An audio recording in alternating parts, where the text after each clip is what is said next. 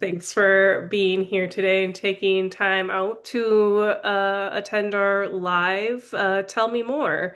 This is an ongoing event series with Conservation Minnesota, and we're excited to be here today.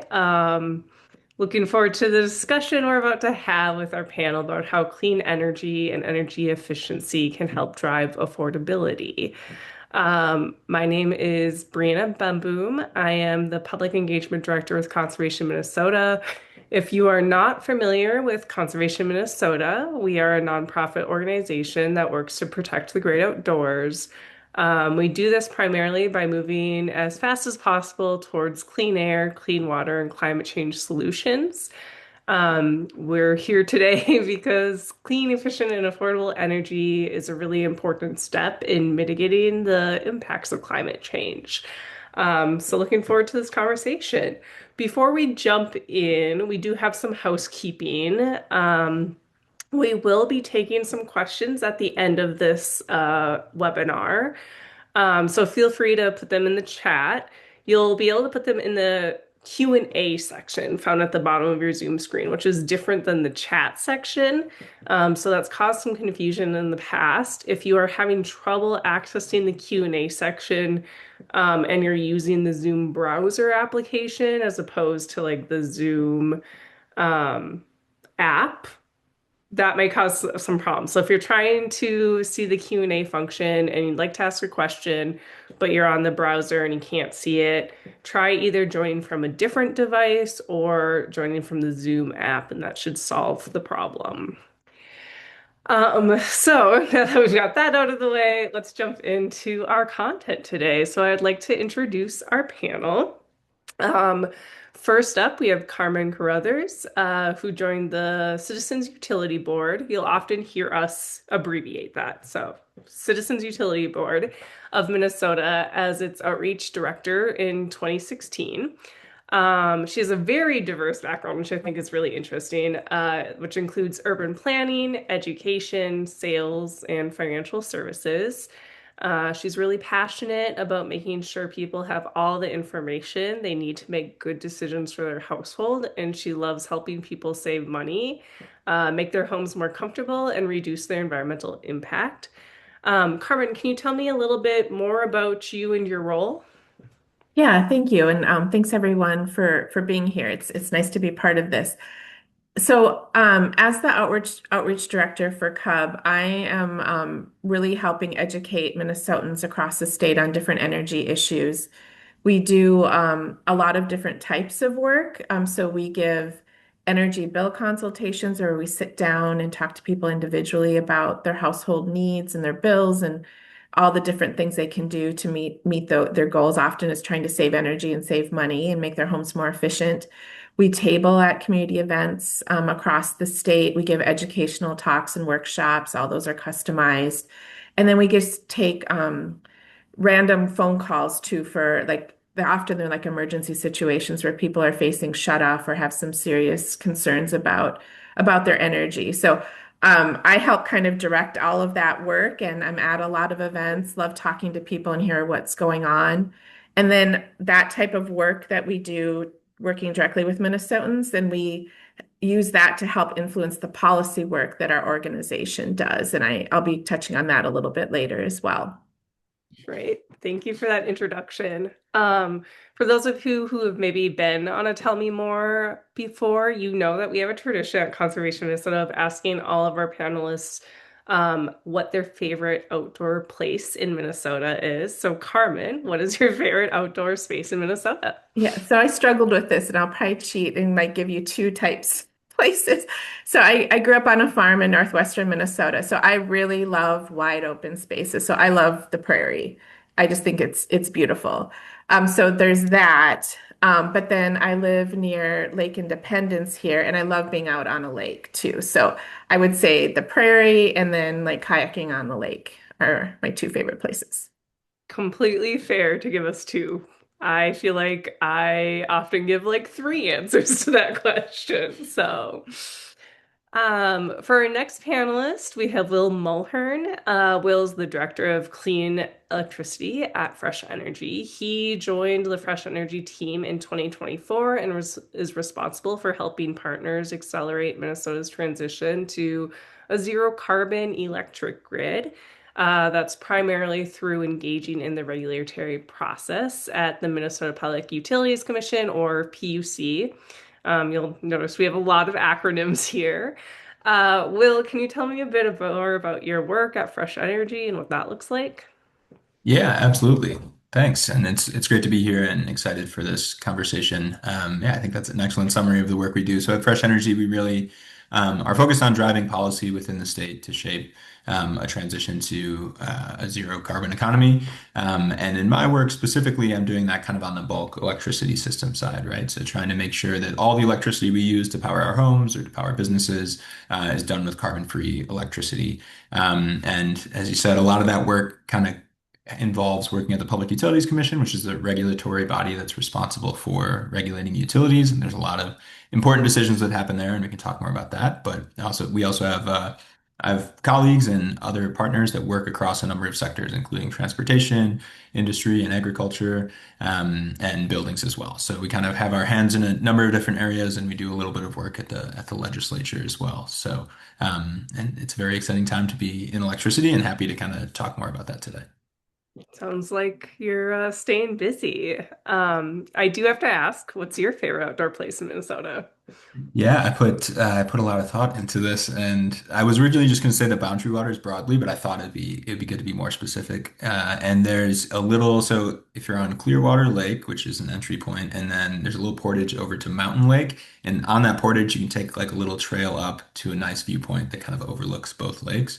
And there's some beautiful bluffs like to the south of you. It's like you're in like a fjord or something. It's very, very beautiful. So I think that's my favorite like micro location, but broadly I love the Boundary Waters. Yeah, that is honestly probably the most specific answer we've ever gotten, and I appreciate it. And then finally, our last panelist is Matthew Douglas May. He is the Community Program Manager for Center for Energy and Environment, or another acronym, CEE. As the Community Program Manager, Matthew engages and coordinates with city governments, community organizations like Conservation Minnesota, and businesses and even residents, all to kind of support the implementation of community energy projects. Matthew, what else does your work entail? Yeah, thank you. Really excited to be here today. So, CEE is a nonprofit based in Minnesota, and we do a lot of different things around energy efficiency and electrification in buildings. So, our research team researches Real Buildings Minnesota and how we can improve the heating systems and water heaters and insulation in those buildings. And we take those research findings to inform policy at the legislature and the PUC, and then also to implement programs and make plans. And the programs and plans are where my work mostly focuses. So I run a manage our program called Electrify Everything Minnesota, where we help residents across the metro and the state transition their homes from using fossil fuel equipment like furnaces and water heaters to electric alternatives like air source heat pumps and heat pump water heaters. Um, and my favorite outdoor space, I'm just gonna go with my as of late favorite, which is Wood Lake Nature Center in Richfield. There's always turtles and a bunch of birds, and it's fun to see which of our neighbors, our animal neighbors, are visiting at different times of the year, and just how the foliage and plants change over time. So I get to go there pretty often, which is nice.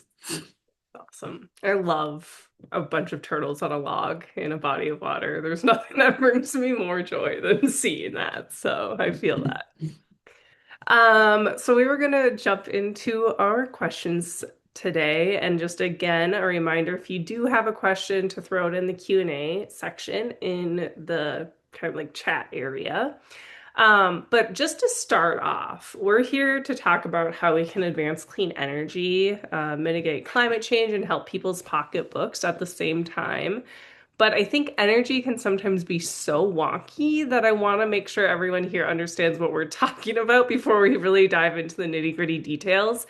So quickly, I'm just going to throw this out to the group. Whoever wants to start answering it, feel free. But when we talk about clean energy and energy efficiency programs or just in general, what does that mean? I can take a pass at the clean energy piece of it at least. I think there's some debate maybe about what qualifies as clean energy, but I would broadly define it as energy generation. So that's like actually creating electricity that doesn't contribute to climate change through the emission of greenhouse gases, right? So carbon dioxide being the most common, but there's certainly other harmful gases like methane. And generally, what that means is wind, solar, batteries.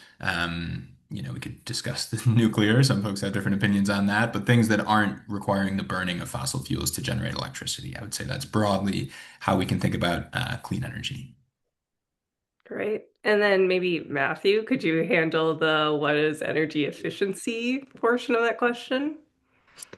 Yeah, the cheapest and cleanest energy is the one we don't use, right?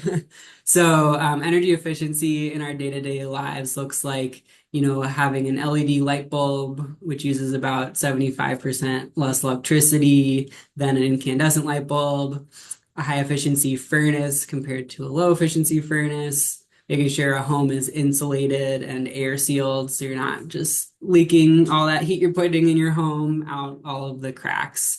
So there's lots of things we can do to buildings to make them more energy efficient. And the benefit there is one, it lowers your bills because you're spending less on energy. And two, it reduces the amount of electricity and energy that needs to be produced to meet our needs. Great.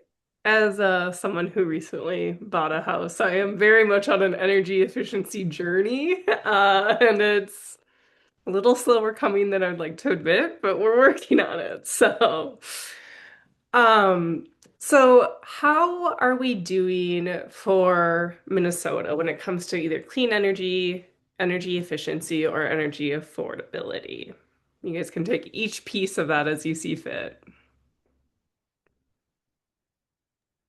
Yeah, I pulled up some statistics and preparing for this, and we've made huge strides in clean energy. We have some statistics looking back from 2001 to 2025. So in 2001, 66% of electricity generated in Minnesota came from coal. 2025, that dropped down to 22%. So huge reduction in coal produced electricity. And renewables in total in 2025 are about 58% clean if you add in nuclear to that. If you just go pure renewables, it's 37%. So huge change in the last 20 plus years. So I think we're on the right track, and I think that's a result of both policies the state has put forth and just pure economics, where renewables just make a lot of sense economically. I feel like that's a really good segue into speaking of economically, how does clean energy kind of contribute to affordable energy and affordable bills for people? And maybe yeah, Will, why don't you go ahead with that, and then I can add if needed. Okay, great. Yeah, I can start and then would love to hear your perspective as well, Carmen. Yeah, so I think, when we see, so Fresh Energy does a lot of, is very involved in what's called integrated resource planning with utilities, and that's where utilities are actually kind of selecting the resources like the plants or whatever it may be that they'll need to build to actually generate electricity. And time and again in those, we see that renewables are cheaper for consumers than these large fossil plants. And even in a current federal environment where they've removed some of the incentives for renewables, and there's been some federal headwinds, people like to say, against clean energy, they continue to be cost effective and to be like significantly cheaper for consumers on average. And a large part of that is really driven by the lack of fuel cost, right? So there's certainly operations costs to maintain something like a windmill, but when you're generating electricity from a windmill, you're just relying on the wind to blow. You don't have to buy fuel to put that into a boiler to burn something and then generate steam. You're just getting it straight from, a natural resource. And that's certainly very beneficial in a time like right now. I think I already saw one question about kind of the current geopolitical situation and the impacts on different commodities, including natural gas and oil. So I think that's a huge benefit is one, it is kind of just cheaper on average. And then additionally, over time, it makes you a little bit more resilient because you're not relying on the price variations of these different fuels. But would be curious, Carmen, if you have anything to add kind of from your perspective there. Yeah, I'm glad you mentioned the price variation because that's one of the risks we have when we're talking about fossil fuel and keeping rates affordable. So if anyone can remember back in 2021, there was a big storm down in the southern part of the country. And because of some of the failures down there, our natural gas prices spiked to like unbelievably high levels. And if you all have a natural gas bill and you look at it, there might be a line item that says February 2021 event. Prices spiked so high that it would have been very, very challenging to like have had individual customers absorb that extraordinary cost spike in one bill. So the PUC decided to spread those costs over several years. Like that's how significant it was.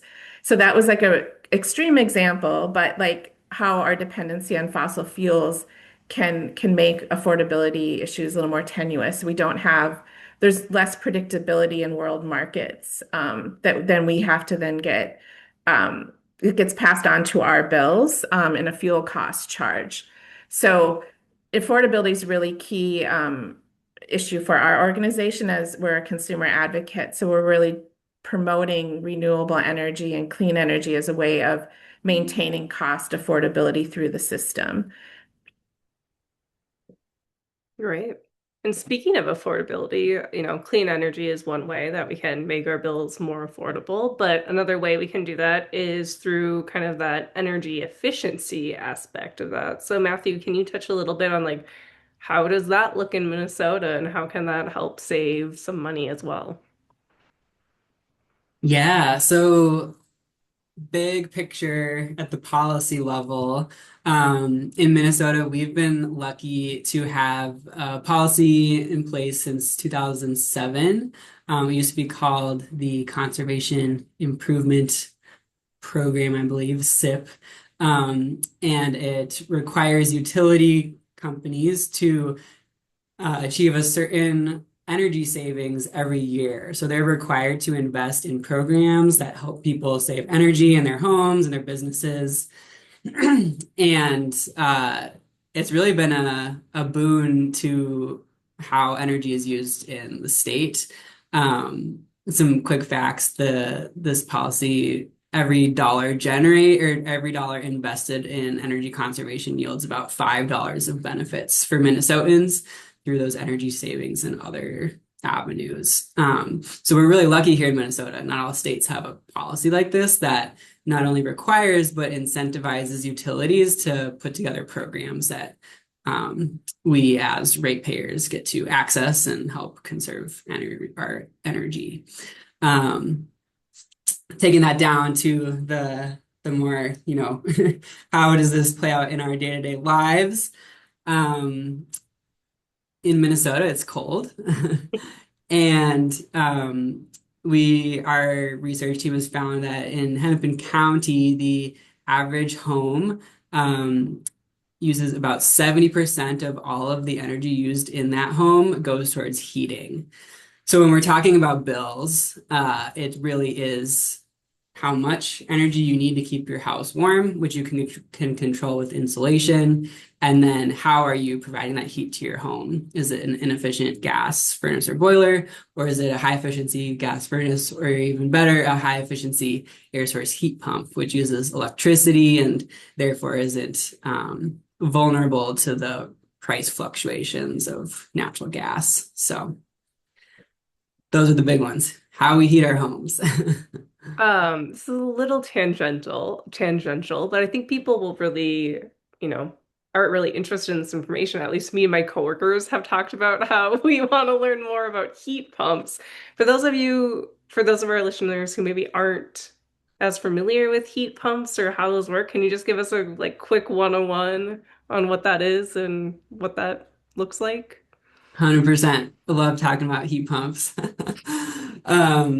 Yeah, so a heat pump is basically an air conditioner that can run in two directions. So a traditional air conditioner, it pulls heat from inside your home and moves that heat outside through refrigeration or refrigerant lines that connect to the box on the outside of your house.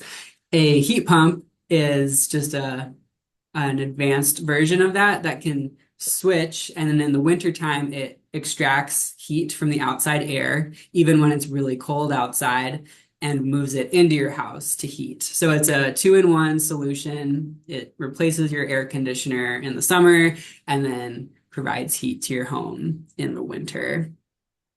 Awesome. I feel like I have talked with coworkers about heat pumps a little too much, but I do have quite a few coworkers who have them and just like love them. So I'm always interested to learn more. Um, we kind of were talking about like, what the clean energy, clean or energy efficiency and energy affordability, we talked about what that looks like in Minnesota. I'm curious, how do we compare to either neighboring states or just like nationwide? How are we kind of lining up there? Yeah, I'll maybe kick us off on the clean energy piece. So Minnesota, in a lot of ways, is definitely a leader nationwide in clean energy and efficiency and affordability. But maybe I'll leave those two to my colleagues here to talk a little bit more about. Um, we have some like a nation-leading 100% carbon-free standard, which means that by 2040, 100% of the electricity sales in the state of Minnesota from each utility have to be generated from carbon-free sources. And that's a really important policy. And of course, it's going to require folks like the people on this call to remain vigilant and make sure that that's enforced appropriately. But it's a really useful policy framework to have in place. And I think in some ways we lead on that front, but we also lead a little bit in adoption of different resources. We benefit from being, I think we're the ninth or 10th windiest state. And we certainly take some advantage of that with some of the wind energy we're able to generate. But in neighboring states like Iowa, they are definitely getting more wind than us because they have a lot more wind. I think Iowa's like 60% wind, whereas Minnesota is kind of in the 30s of total renewables.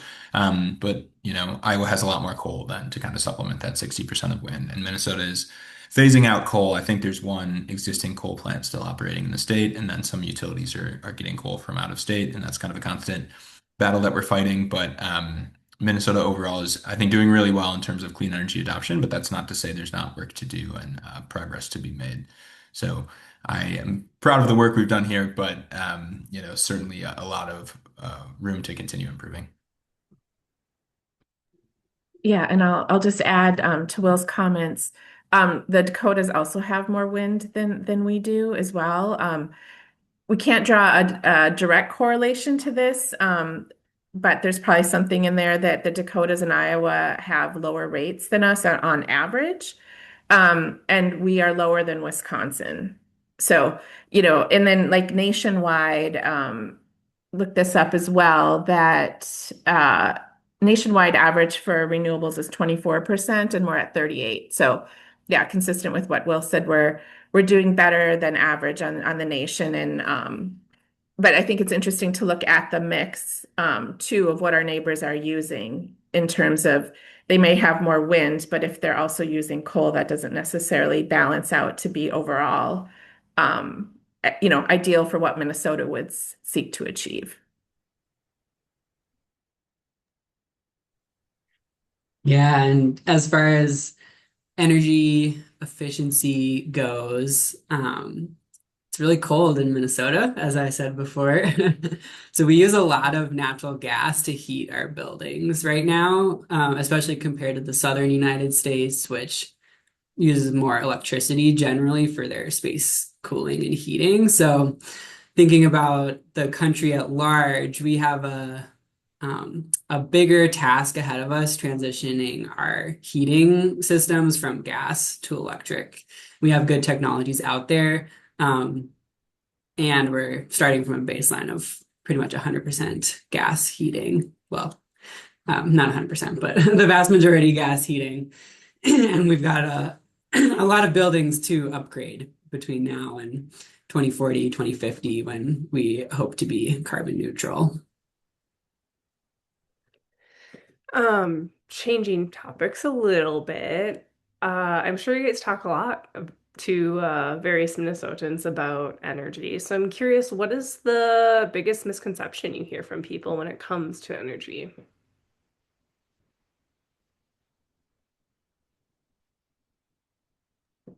I was thinking about this question a lot because I don't want to like give the impression we hear this all the time or anything, but I do think there are some folks out there who, when electric rates are increased, they assume it's because of adding renewables to the grid, and this idea of additional energy generation, as was kind of alluded to before, in terms of like creating integrated resource plans to develop that. It's a very complex issue, right? Because if we need more generation, we have to build something. So it's what are you going to build? And everything you build is going to have some sort of cost. There's also the need to like upgrade systems. And so I think when we just need to recognize that all systems need maintenance. If we have increased use, we're going to need to make additional investments. But what is it we're going to choose to invest in? What has the long-term cost benefit as well as the least environmental negative impact too. So I think, we need to be fair that like, yes, investments can raise rates, but some are necessary, but need to decide what we want to invest in and why. Yeah, I like that answer a lot, and maybe building off that a bit, I think maybe the two things I thought about in response to this question, one are, I think, and it's understandable because it's a very complicated topic, but people don't necessarily understand what they're paying for when they pay their utility bill and sort of how the regulated utility structure works, right? In terms of utility making a capital investment and then recovering that over the life of an asset. And even just as I say that, I feel like I've completely lost people with that sentence. So it's a very complicated thing, and the role of the Public Utilities Commission is very, very important in folks' everyday lives. I'll be honest, I think we have a great commission here. They certainly don't do everything we want them to do, but they do really great work. And I think they care about the right things. If you look across the country, that is not the case in every single state. So sometimes I consider ourselves very fortunate to have that, but that doesn't mean that there's not work to be done and that they don't need to be pushed to do certain things. So I think that's sort of one of it, is just like how that all works. And if people have more questions, you can certainly talk more about that. The second piece, I think, that's sort of related is just how complicated the energy and electricity system is and what it takes to get electrons from wind in North Dakota to your home in St. Louis Park, or, wherever it may be, how interconnected we are with other states, how much thought and engineering and technicality goes into that process. It's really an impressive thing, and it's also a really complicated thing. And I think when we're trying to make the crucial changes that we need to make, it makes those challenges so much harder because we're dealing with this very complex aging machine. And so there's a lot more to kind of dig into on that, but those are the two things that come to mind for me, is I think people understandably just don't necessarily have the understanding of how deeply complex some of these issues are. Yeah, and I get to talk with a lot of individuals about the upgrades they're thinking about for their homes, and we get a lot of questions about air source heat pumps and if they work in Minnesota's cold climate. Um, it's a super fair question. How can you pull heat out of the air when it's really cold outside? Um, and so there are cold climate heat pumps, they've been around for a while, but they've really come a long way in the last 10 years. And they can pull enough heat out of the air, even when it's 0 degrees, -5 degrees here in Minnesota, to heat a home that's properly insulated. It is required in Minnesota to have a backup heat source if you have an air source heat pump to provide booster heat during the really cold, those 10 days a year when we're in a polar vortex. Um, and so some heat pump models can operate at those low temperatures. Some operate down to like 20 degrees, and then you combine that with a furnace if you want kind of a hybrid. Like you can have a hybrid car, you can have a hybrid heating system. Um, but it is a very viable option that a lot of people go with right now to combine a cold climate air source heat pump with an electric resistance backup to go fully electric, fully eliminate the carbon emissions from your heating system. Um, so yeah, there's like your heat pump and then your backup system, and there's some nuance there depending on your goals, and uh, it can be confusing at first glance, but there's a really good option for everyone depending on their goals. Thanks for bringing that up because we actually had two questions in our Q&A already about that and heat pumps. So it sounds like even our audience has that very common question. Since we are on the topic of heat pumps, there's another question that I'm just going to loop in there since it seems to be relevant. Someone also asked if mini splits are a type of heat pump. Can you just address that real quick? Short answer, yes, they are. Um, and the great thing about air source heat pumps is they are um, right now the cheapest, if you count upfront cost and the operational cost, the cheapest way to heat our homes with an electric system. And that's because they can fit in almost any home. So if you have a boiler, you don't have ductwork in your house, you can get mini splits, which sit high up on the wall, these like white boxes. You might need like 2 to 4 of them in the home. They all connect to the outside condenser. So it's a way to get air conditioning in a home that has a boiler and didn't have air conditioning before and provide the heating to that home. On the flip side, homes with ducts can also have a heat pump, and it just uses those ductwork and the air handler. Great. Thank you. We do have still a lot of questions in the Q&A, so if you asked a question, we'll get to it. But just want to kind of continue on with my questions first, and then we'll jump back over to those in a bit. I'm curious, I think a lot of people are feeling the impact of costs on their wallet right now. So what can homeowners or renters do to lower their electricity bills? Yes, so this is exactly the work we're doing every single day with folks in partnership with a lot of other organizations too. So we really like to start with the lowest cost option, which tends to be behavioral. So it's really focusing on how you're managing and using your energy use. And it's always a balance, right? Of you need to stay comfortable.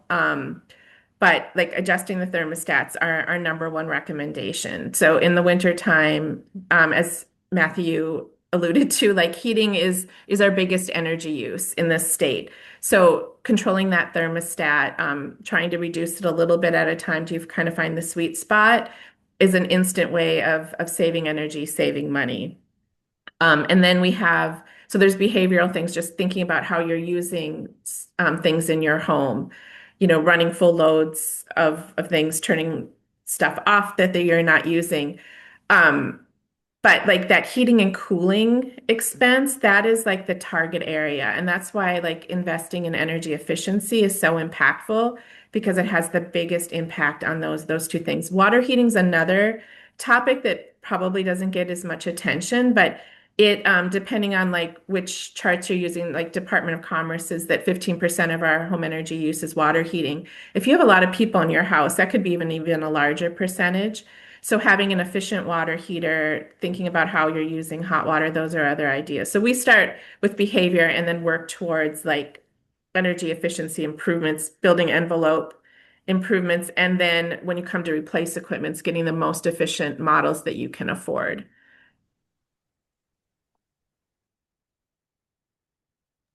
Great.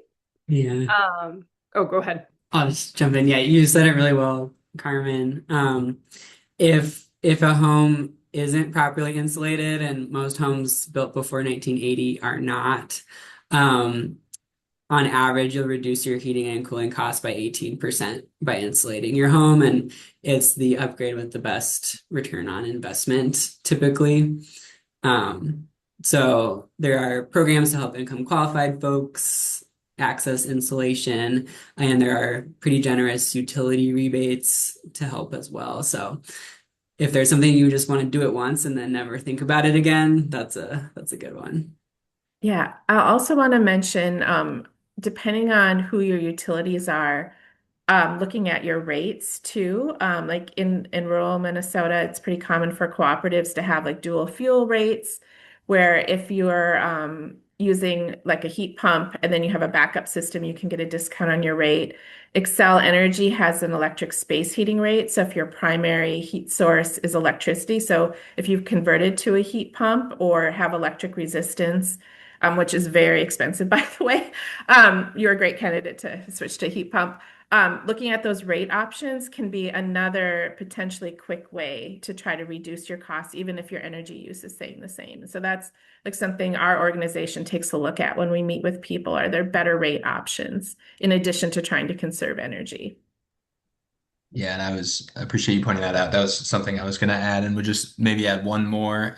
Excel has a time of use rate, or they'll be rolling out a residential time of use rate, which basically varies the cost of your electricity per kilowatt hour based on the time of day you use it, and that's meant to align with when it's, more beneficial to the grid for you to not be using electricity. That's really helpful if you have something like an EV, or if you have a thermostat you can program and you can kind of optimize around that. That can be a really good option for some people. It's definitely not perfect for everyone. You need some degree of control over when you're using electricity. But pointing that out too, that if it's not yet, that will soon be an optional rate that you can opt into as an Excel customer.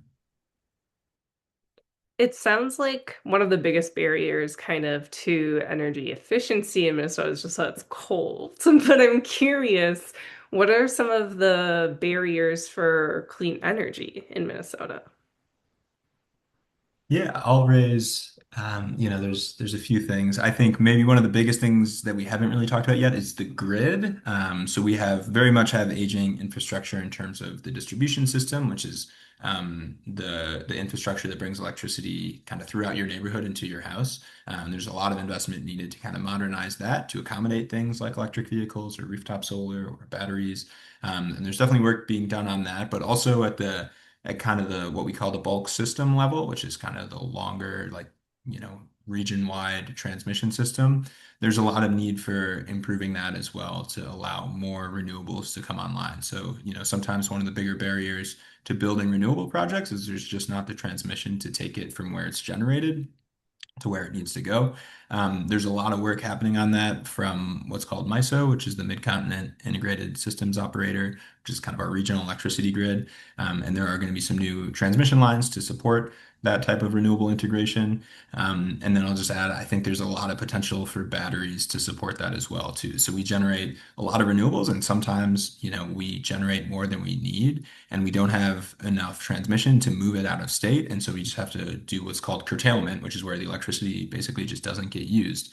And if we can build more storage to support that, then you can effectively increase the amount of time that you can access that renewable generation, which is a really important piece as well. So I think as we've moved toward more renewables, which is awesome and which is a very good thing, we haven't necessarily kept up with the other infrastructure around that to continue to allow us to be successful in the transition. So I think that's a big barrier that we kind of see on the clean energy side.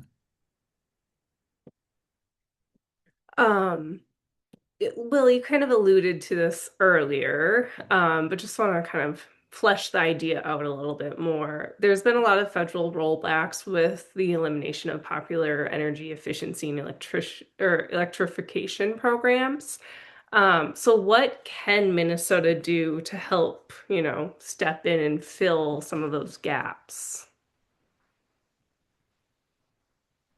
I can talk about it a little bit on kind of the generation side, where there was what are called the investment and production tax credits, which were tax credits for producing wind and solar kind of at the utility scale. Those were removed with this bill that passed in, was it 2025 now or 2024, whenever that was. And that affected the economics of building new renewables. I think Minnesota on that front is doing a lot to continue the progress there. I think we have some good state policies that are requiring utilities to consider renewables and to build them to meet some of our state goals. So I think there's a little bit less happening kind of at the individual level on that front, but I know there's also a lot of household tax credits that were rolled back, and I'd be curious what Matthew or Carmen think of kind of actions folks can take on that front. Yeah, we were obviously very disappointed to have the tax credits eliminated early from the Inflation Reduction Act because that was going to be a really helpful step that people could take, both to like just so many basics around home energy efficiency, insulation, air sealing, efficient equipment, all of that. Um, but again, luckily, we're in a state that requires that the utilities provide efficiency programming. So that is something that we have really leaned into, and it's been around, it's been stable, really beneficial. So almost every utility in the state will provide energy efficiency rebates and equipment replacement rebates. So we really encourage customers to take advantage of those. And the thing about it is, you are actually paying for those rebates on your energy bill. So it's not like a gift from the utility. It is something that you've been paying for and deserve to use when the opportunity arises. I think also, I think consumers just have to be really thoughtful about the investments they're going to make. And again, like make the best choices they can based on their budget because these have short and long-term implications. And an improvement you make in your home today, it's going to benefit that building for many, many years, whether you're living in it or not. So we just really try to encourage people to do what they can when they can, and take advantage of what is offered locally. Yeah, a lot of city governments also offer rebates for home energy upgrades and solar. Um, for example, the city of Minneapolis offers an additional $3,000 for insulation and air sealing on top of the $3,000 utility rebate from CenterPoint. And it can cost 7 to 10 thousand to fully insulate a home, but that's like a big chunk of that cost. So if you live in a city that has rebates, that can really help eliminate that incremental cost and bring those costs down. And I really love what Carmen said about these upgrades you make in a home have a long lasting impact. So we recently did a study on all 300,000 1 to 4 unit homes in Hennepin County, creating an energy model. And we found that essentially there are just 3 upgrades that every home needs to do between now and 2050 to eliminate carbon emissions in these homes. And it's insulate the home, install an air source heat pump, and a heat pump water heater. So if you're motivated by mitigating climate change, you really just have 3 decisions to make over the next 25 years in your home, and you're cutting a huge portion of your carbon emissions. And then along with that comes cost and energy savings too, because these pieces of equipment are more efficient and they last 10 to 20 years. So. Okay. I have one more question for you from me, and then we'll turn to some more audience Q&A. But we kind of talked about, what Minnesota has been doing or can be doing given the federal rollbacks. Legislative session just adjourned on Sunday. Are there any good things that came out of session that can help Minnesotans with clean, efficient, affordable energy? I can give maybe a couple. So it was a pretty light session in terms of getting things done, I think across the board, but especially on the energy side. I think a couple things we're excited about, and I didn't necessarily work on these specifically, but I think there was a bill passed to support sustainable aviation fuel and production in Minnesota. I think that's got some potential. I know there's also a lot of questions around it, but I think getting something like that moving is important for thinking about how we decarbonize sectors of the economy that are, historically really difficult and also very carbon intensive. So excited to see Minnesota try to be a leader on that front.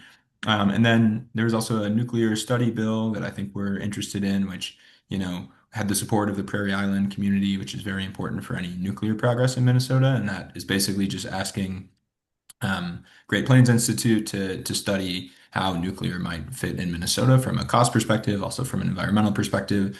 The approach I would take to that, I certainly have my fair share of skepticism about nuclear, but I want as much information as possible before, we make decisions on that. And so I think the fact that the legislature is looking at it and studying it, or the legislature is directing someone to look at it and study it is really important. And I think there could be some good outcomes from that that help inform a more robust conversation in the future. So those were two big things that stood out to me.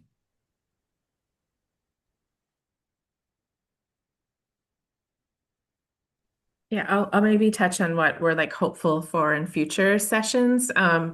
We had supported a bill that was passed in the Senate to have an additional $15 million towards energy assistance, and unfortunately that didn't get passed. But we're hopeful that that conversation will continue. I think we're also encouraged by discussions about thermal energy networks as well, where um, utility companies could then start uh, generating other forms of energy through networks rather than using fossil fuels. So we'd look forward to like more discussion about that in future sessions as well. And Will indicated it was a pretty light session when it came to energy issues, but I think there's opportunities in the future to keep us moving forward on really important policy issues that will also impact affordability and climate change issues. Armin, do you know if the bill to fund pre-weatherization work passed? Session ended like a day ago, so we're still collecting I all the pieces. I But don't remember. I know there was some housing relief that was passed, but I'm not familiar with the details enough to speak to it. okay, cool. Um, yeah, there was. Yeah, we have to determine if it passed, but pre-weatherization just means the things that need to happen in a house before you can insulate it. So, if the wiring is old and would be a fire hazard, or there's mold that needs to be remediated, things like that.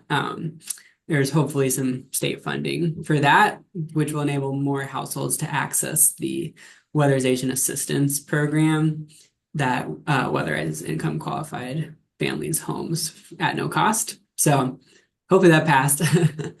um, Well, we can and definitely keep the viewers today updated on if that it did pass. So, yeah.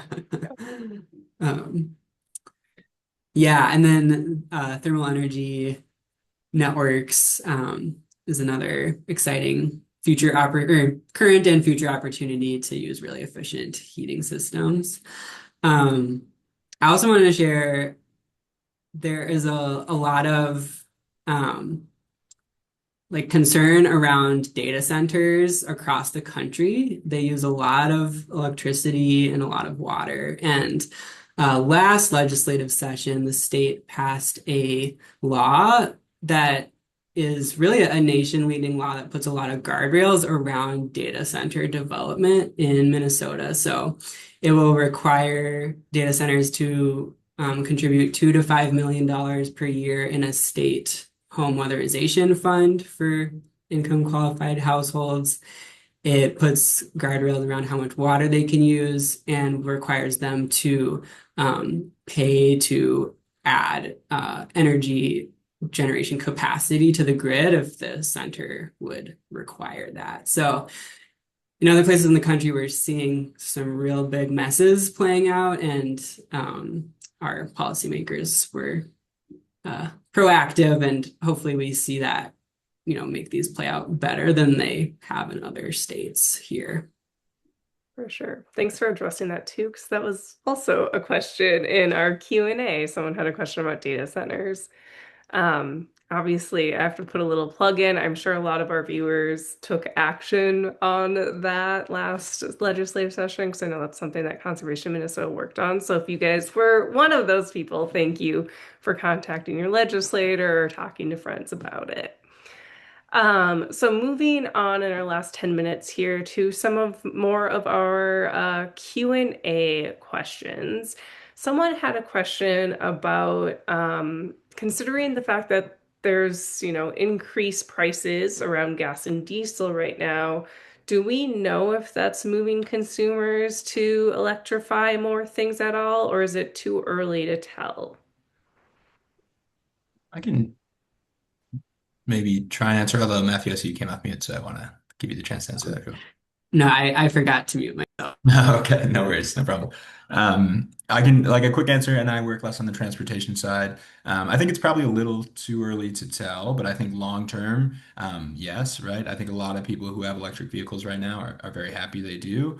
And I think a lot of people who are thinking about purchasing their next car are kind of getting a more compelling case for electric vehicles. So I think hopefully we start to see that materialize in the data. And then I'll also say from like a theoretical perspective, like if you talk to economists about like energy economics and how to move people toward electrification, it's always like carbon tax. Like carbon tax, you should have to pay for the carbon that's in the energy you use. And that's sort of like, it's not great what's happening, but that's sort of what's happening right now is that oil and gas are becoming more expensive because of the geopolitical situation. And so I think that kind of shows like we hopefully will see some of that demand shifting to cleaner sources longer term because of that. So it's sort of getting at a policy solution in a less than ideal way.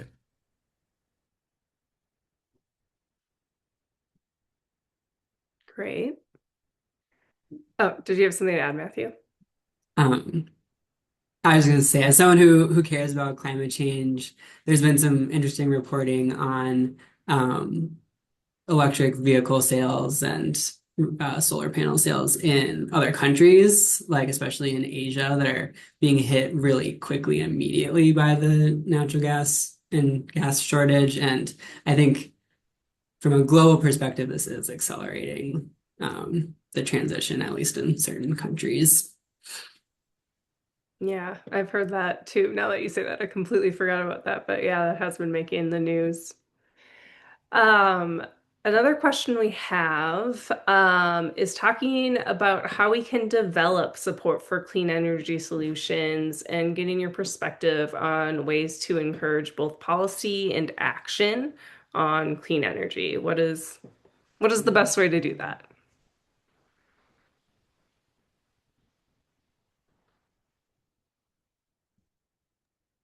I think first, like continuing to like educate yourself and then hopefully that rubs out on others as well to so that you are feeling informed, which I think is a great first step before then you try to reach out to policymakers, to representatives, so that you really understand what the issues are and can engage in like in a thoughtful, productive way.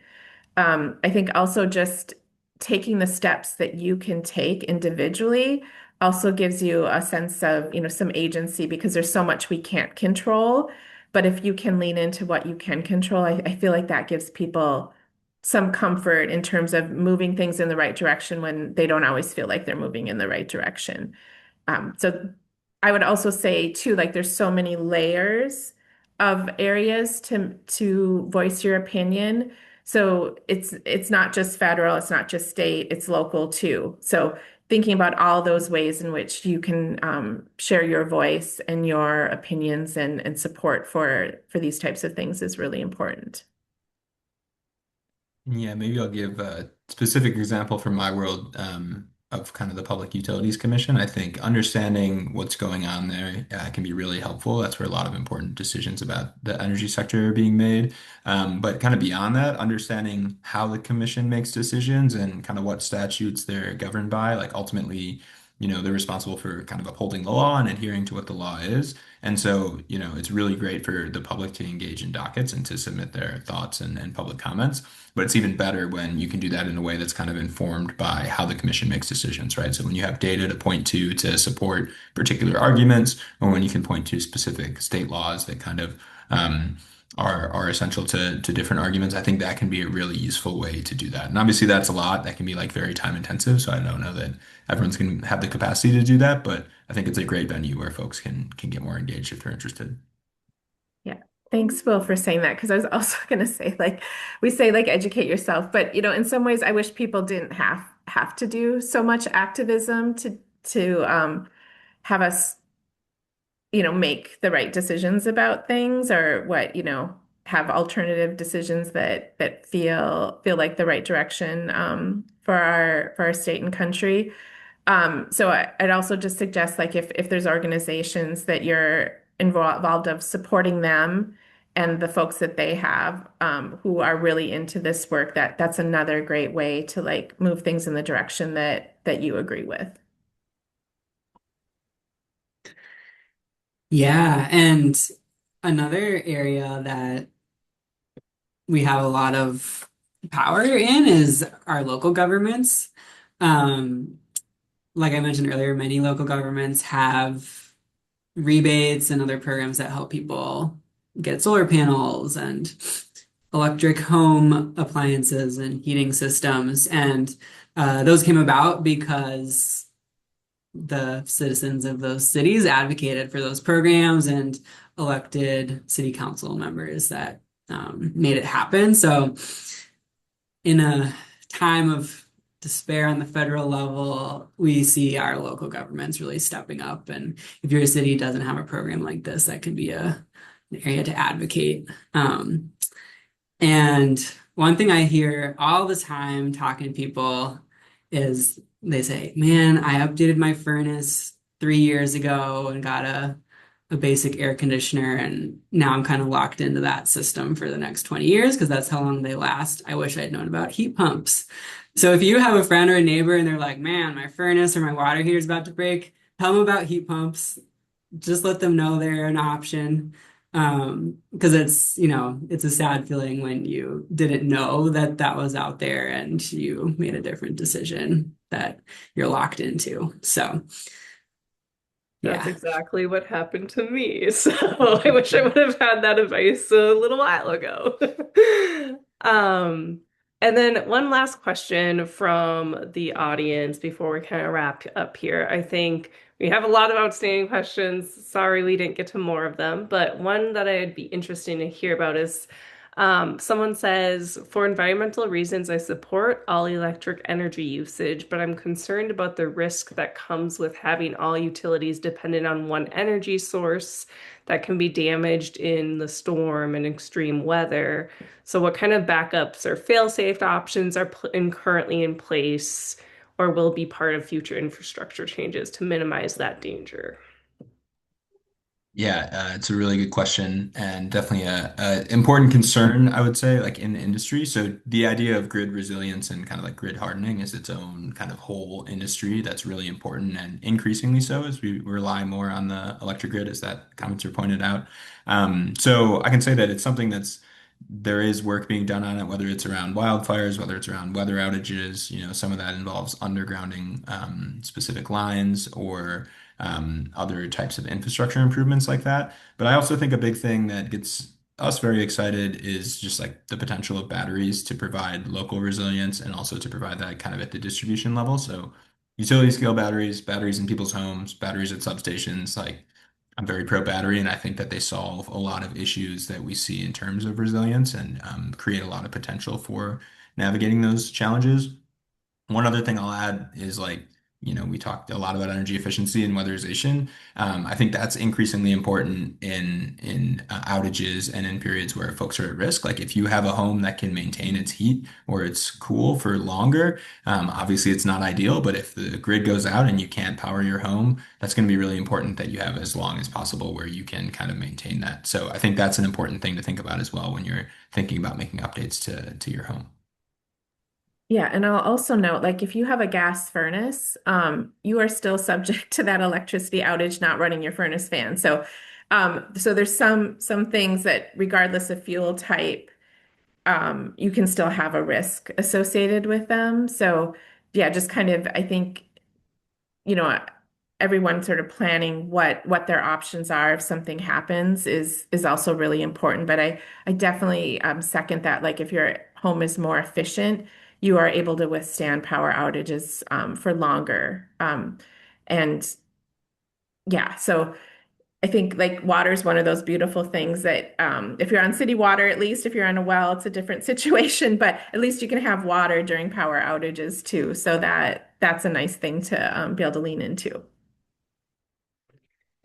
Okay, well, I think we are at time. So thank you so much to our panelists for being here. And I feel like we could have this discussion for 4 more hours. We barely even touched all the questions I had and all the questions that were in the chat. So definitely more to learn here. But thank you all for your time. Um, if you guys, the people who are watching, the audience, if you'd like to learn more, stay involved, you can always do so. We will send out this recording to all of you, and you can check out our YouTube channel for past Tell Me Mores as well if you want to dive into other topics. Otherwise, we hope to see you at another Tell Me More soon, and have a good rest of your day, everyone.